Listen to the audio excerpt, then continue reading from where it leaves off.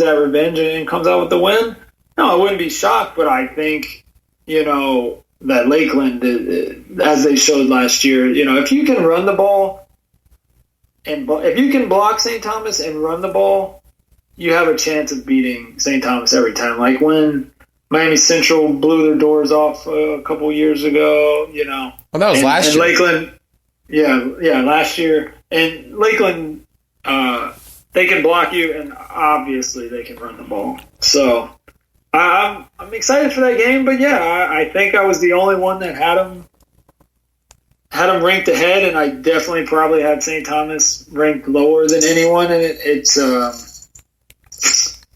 And they moved up a little bit, but I'm not sold on them. Like, I watched the De La Salle game, and they won, but I wasn't like, oh, this is a different St. Thomas team than in the past. It kind of looked a lot like all the St. Thomas teams of the past. Yeah, I didn't really think, from watching that game, I didn't really feel like they were pretty much any different than the team that I saw last year. Maybe a little better. Yeah. Maybe a little better, but not by a huge margin. Not enough to close that gap with Lakeland. Yeah, I mean, St. Thomas, they just need a quarterback, man. They have everywhere else. They have what the Mater Deis or the Boscos have, but they just don't have the quarterback to get it done. And it's such a big difference. Go ahead. It's just such a big difference because if you look at like I said, the rest of the roster, you're like, this should be the best team in the country, but they haven't. They have a stacked team every year, and they just haven't proven. They haven't proven it. I will also say that I hope that revenge factor that you were mentioning helps us on Friday, because our game on Friday is actually against the team that ended our season last year. Yeah. I suspect. I suspect that's going to be a statement game. Speaking also of like some Florida results and stuff, I would say I believe my preseason poll, I had Aquinas actually starting out around, I think, like 6th in Florida. Like, I think I probably had them, everyone was like, why is Aquinas not in your top 3? Like, why you hate them so much? It's like, I really had doubts at the quarterback position. Like, that was the main concern I had going this season. They did look better than I expected at the position against De La Salle. But that was just a factor of, I thought they were going to be a lot worse at that position than they ended up being. Yeah, it's, I had them obviously second coming in. I know I had Central right there with them. I forget which one I had higher, but either second or third. But then with I guess for lack of a better word, the deterioration of the Dade County upper power teams this year. I mean, I think we can definitely say that Aquinas is the second best team in the state right now. But that has more to do with those Dade County teams just not being able to get it done. I know we talked a little bit before the podcast came on. The Lowndes game was shocking. Not necessarily that they lost, but I mean it was one of the biggest blowouts of the year for two decent teams. And then the Carroll City losing to Trinity Christian was not a good look. Although Booker T came back and beat Trinity, it's quite possible that Booker T is the best. Either Booker T or South Dade is the best team in Dade this year, which I don't think a lot of people would have predicted when the season started. Those are actually the two highest ranked Dade teams in my poll. And you mentioned with Aquinas being number 2, this is actually the first week that I actually had Aquinas jump to that number 2 spot.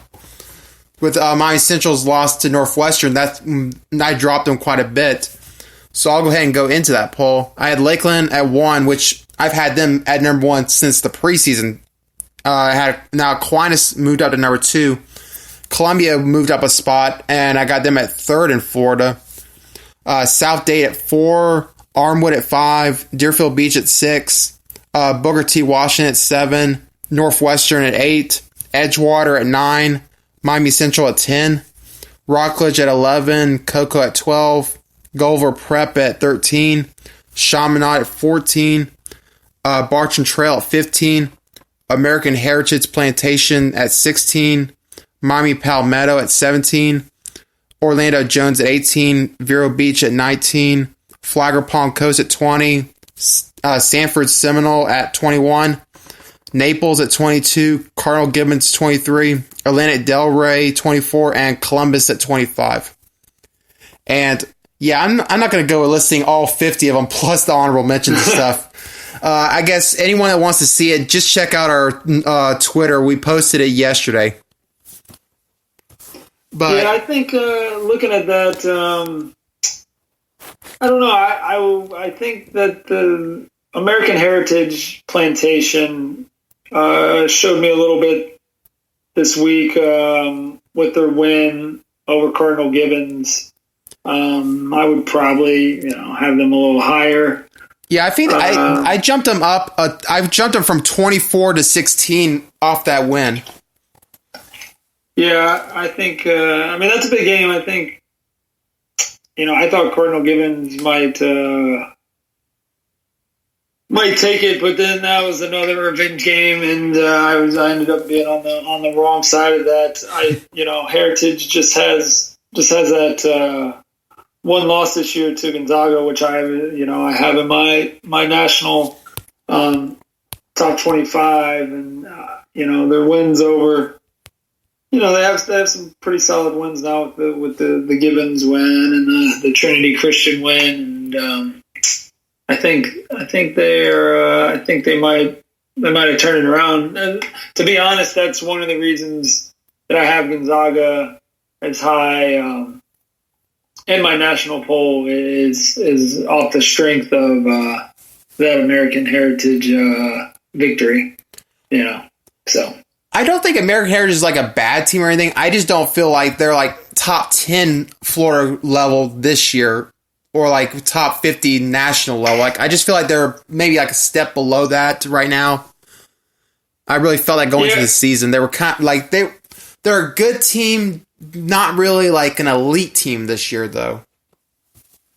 Yeah, well, I guess we're going to see in 5A, I'm guessing that they will. They have Northwestern in their region. Yeah, they're going to go up against Northwestern, and we're going to see what happens there, and we'll see. I don't know. How did you feel about the reclassifications this year in Florida?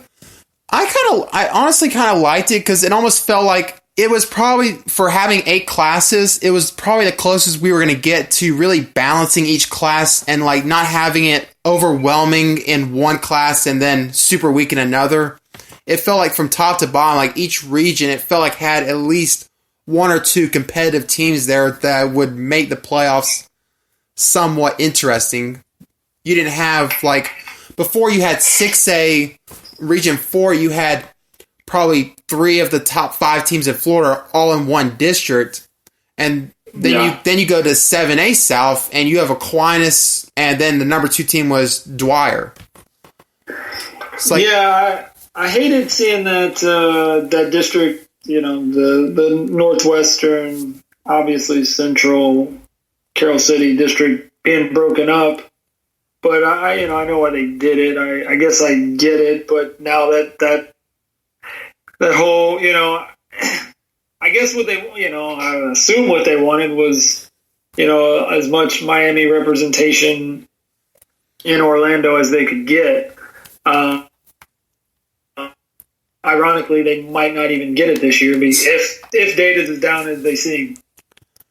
The only thing is, like, the regional wise, like Northwestern, they probably could win 5A South.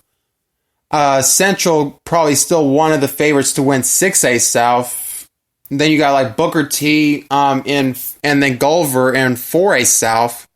It's like they may not necessarily like some of them. They might take a loss or two in that in that grouping, but they'll probably still get there. And then of course you have South Dade being a potential 8A South representation.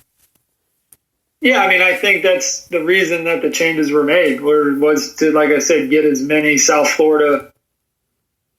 different South Florida teams up into to Orlando as possible, because like you said before, 6A 4 was stacked and only one of those teams could make it every year, and they split it up so now all three of those teams can make it. So I guess that's what they wanted, and we'll see if those three teams actually make it, although with Carroll City falling off, obviously they're not going to, well, I don't think they're going to be there. But, yeah, they're going to get someone from there. It was also interesting looking at 7A South. You added Atlantic Delray into that region with Aquinas. You added Miramar, who was a team that's given them a lot of troubles in the past. You added Plantation to their district, which instantly made that district look a lot better.